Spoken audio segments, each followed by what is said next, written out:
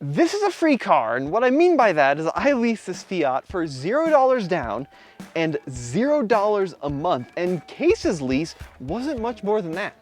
That's right, and we've had these two cars for almost a year. So in this video, we're going to discuss 5 things we love and 5 things we hate after being with them for that long. That's right, the cheapest cars in the USA. Let's find out what they've been like to live with. Now, genuinely, what you're looking at here are the 2 cheapest leases in the USA, and I'm very confident in that. $0 down, $0 a month. It's pretty hard to beat. And the thing is, it's not just Kase and I that lease these cars, but pretty much our extended network has leased these cars as well. So our producer Grant has one, Kase's roommate has one, my mother-in-law has one. I mean, the list keeps going. We know like 10 people that took advantage of this crazy deal, and we've combined all of these thoughts into 5 great and bad things about these little Fiats. Starting with the good, number 5, it's how fun these cars are. Yeah, that's right, Kase. A lot of EVs, I hate to say it, are kind of soulless little transportation pods. And especially inexpensive EVs don't tend to have a lot of personality, but these cars, both in the way they look and in the way they drive, are actually pretty fun. Yeah, just by the fact that this is one of, if not the smallest new cars you can buy in the USA, makes it inherently interesting. Then you factor in the design. It's only a little 2-door. It's got some crazy little bits and bobs that we'll show in a second. These things are really cool. Plus, a low center of gravity, they're pretty snappy when they accelerate, and they're fun to cruise around locally on some of your neighborhood roads. Despite the small and fun compact size of the car though, it's still reasonably practical because look at everything I've got in the trunk. In fact, I have a V8, which we'll talk about a little later, and a manual transmission in this car. Not just any manual. This is a manual transmission from a diesel heavy-duty truck. Yeah, that's an NV 4500 that I just picked up with this car because it's been rebuilt.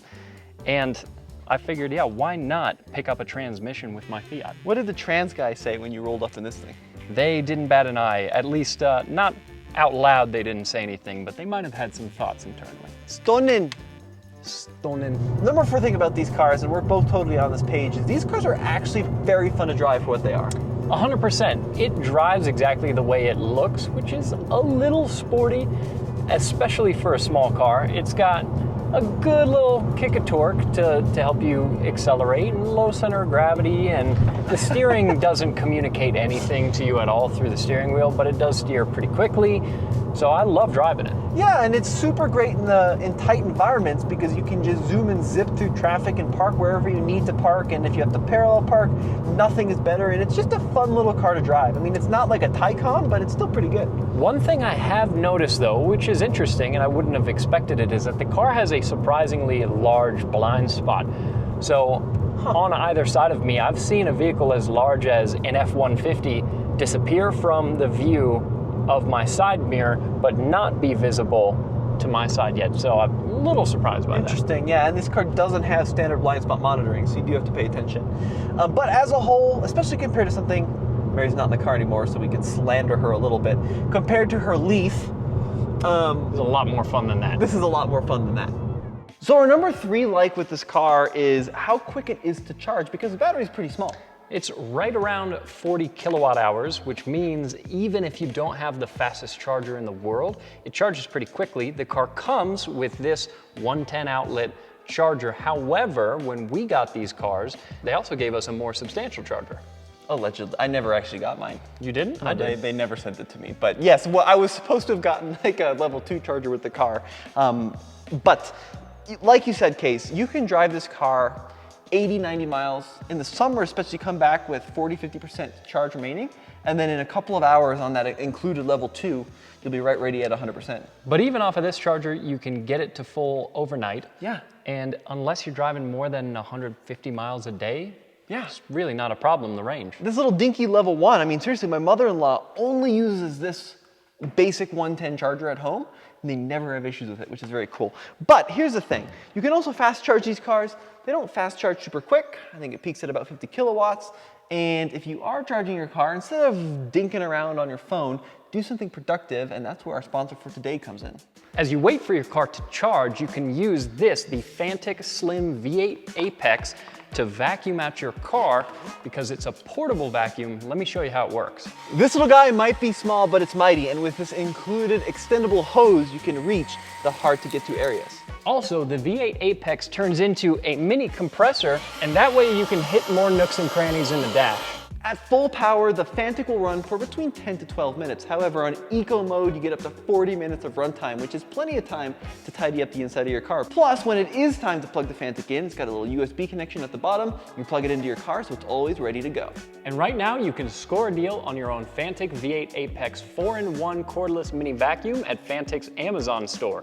Use code TFL V8 Apex and you'll get a 47% discount. Click on the link in the video description below to order yours today and keep your EV clean. Number 2 are all the clever little design details you'll find throughout this entire car that give it so much personality, like the Italian flag right behind the headlights that looks like it lights up but doesn't. The little 500e logo here by the quarter window. Made in Torino spelled out in the taillight. And an iconic Torino landmark in the opposite taillight. There's a classic Fiat 500 in the door pole, and it also says made in Torino. And the seat insert that says Fiat spelled out, one after another. You also will find the skyline of Torino there on the wireless charger. There's a Fiat 500 logo here, even in the center of the dash. When the sun shines on it just right, it kind of completes the bottom half, sorta. So as a bonus with the likes, I think we should talk about the range, specifically the summer range. Now, Kase, on paper, this car doesn't have a lot of range. I think it was only about 140 miles according to the EPA. Yeah, but especially in the summer, you can do better than that. And also, especially if you're not driving it as much on the highway. Yeah, for sure. I mean, you know, my wife drives ours primarily to and from Fort Collins, which is about a 40-mile commute or so from where we live. Which is a pretty big commute. Yeah, and if you, you know, run the car to empty, you can make a few of those trips, and typically we get around 150, 160 miles in the summer, which doesn't sound like a lot, but as a little city runaround commuter, that's actually plenty. Yeah, if you're charging up at home, you've charged it fully overnight, then 150 miles for a day is a good bit of driving. I usually charge my car max once or twice a week. Yeah, so it's actually pretty usable. And listen, it's not going to be a great road tripper. Yeah. However, if you do need to fast charge it, it does have standard fast charging. It is CCS, not CHAdeMO or anything weird. It's not the new J3400 standard. Yeah, it's not NACS, but it still is good enough in the pinch. And the number one thing you have to love about these Fiats is just how affordable they are, with an asterisk, because Kase, these things are expensive to buy outright. That's true, the MSRP is over $30,000, and this is literally not a lot of car for that amount of money. But the lease deals are pretty good because they weren't selling that well, and especially here in Colorado with some of our state incentives, the leases on these are nearly free, or in your case, $0 a month. And the thing is, I do have to pay insurance on this car, full comprehensive, so that's about 120 bucks a month with my policy. And it's worth noting that if you want one of these deals, time's ticking, folks, because with the federal incentive going away here next month, you really got to jump on these. And the deals aren't quite as good as when we got them, but they're still about as cheap as you can get, at least depending on the state you live in. That's true. Starting with number 5 on our dislikes, though, let's talk about the interior. And one of the worst things about this interior is a lot of the materials used. So the headliner is very cheap, the seat fabric doesn't feel very high quality, same thing with the center console, and there's a lot of pretty delicate and plasticky feeling trims used all across the interior. However, there are also a few things that impact your usability. For one, these sunshades expectedly don't feel very high quality. The funniest thing about them, though, is they don't extend, and that's as far as they go to cover your side glass, which, with where my head is, literally doesn't do anything at all. Number 4 are what I would describe as some user unfriendliness surrounding this car. Now, I have to move this thing around the ranch a lot because it's always in the way for some reason. It's not the fault of the car, it's more the fault of the driver. However, when I do, I jump on it, I put my foot on the brake, I go ahead and push the start button, and some of the time it goes to the run position where I can just get in and go reverse drive. Some of the times it doesn't, and then I have to do it again. Except sometimes when I do it again, it turns the car off.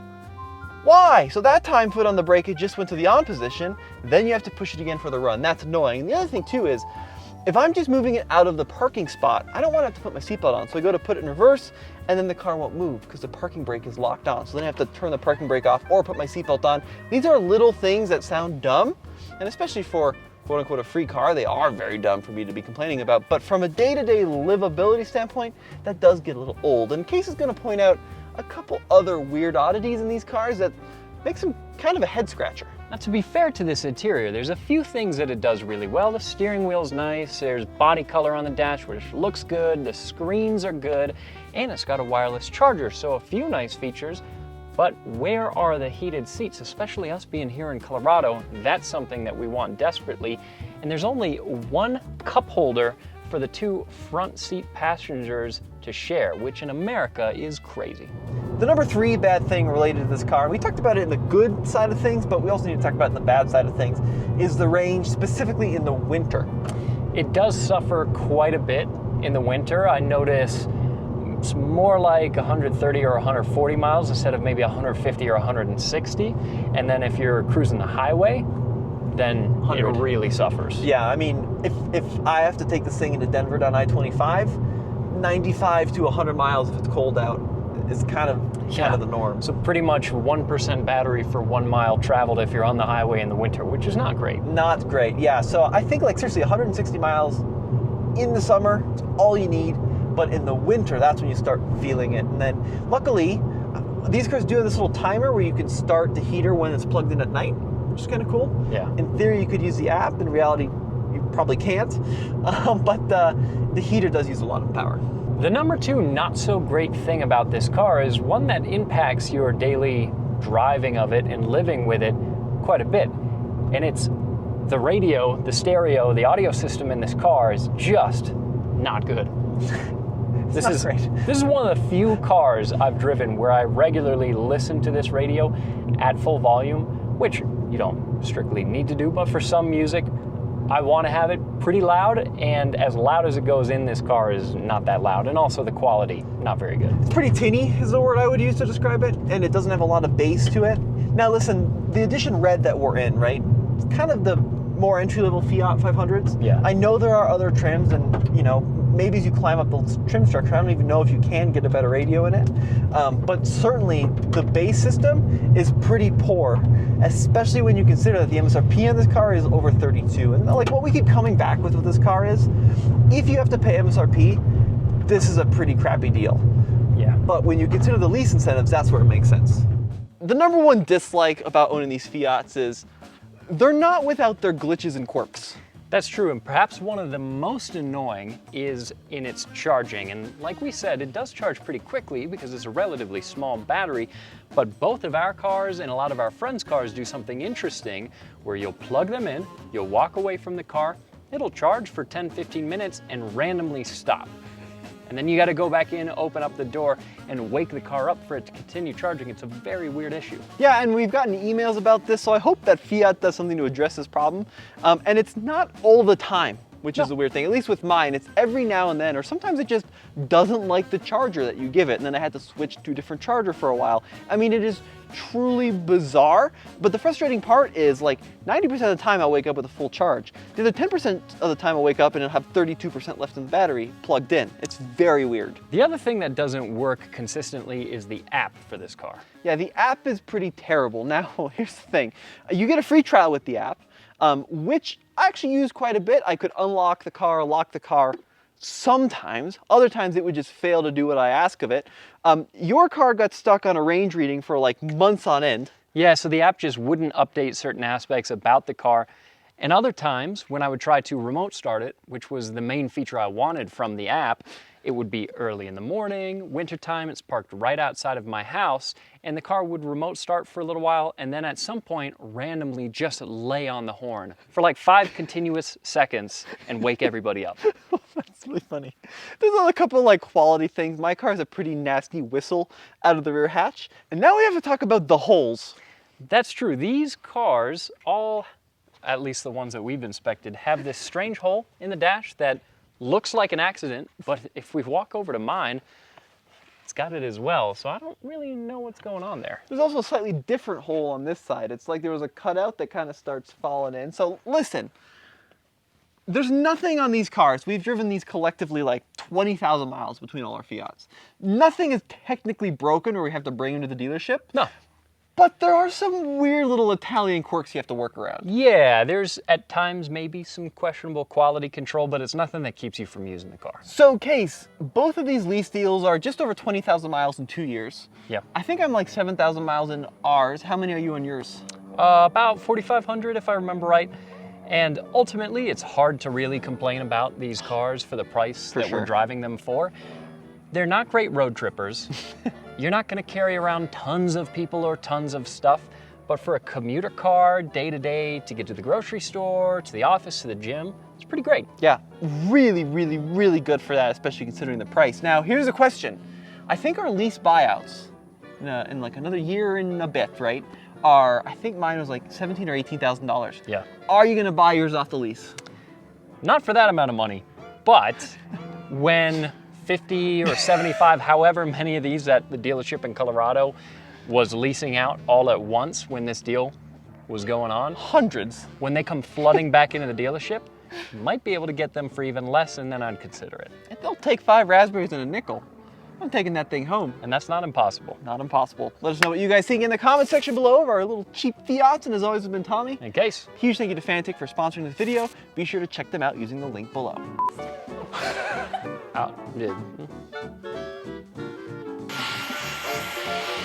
And now we have to talk about our holes. Oh God, Tommy. And the other thing that's bad is... It's really funny. This is going swell. What do you want me to do? Oh, I can duck in once I start talking. Sorry. Smooth like a dolphin. You're better than this. Be the team. You got it, Tommy. Okay, you ready?